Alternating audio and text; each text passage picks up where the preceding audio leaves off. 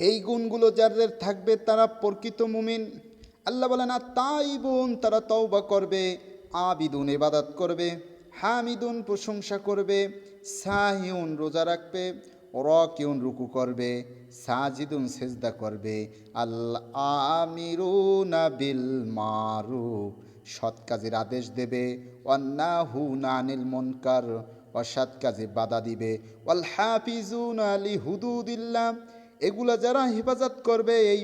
এই সীমানাগুলি, আল্লাহ বলেন ওয়াবাশশিরিল মুমিনিন, তারা হচ্ছে প্রকৃত মুমিন। আত-তাইবুন আল আবিদুন আল হামিদুন আস-সাইহুন السائحون الراكعون الساجدون العامرون بالمعروف والناهون عن المنكر والحافظون لحدود الله وبشر المؤمنين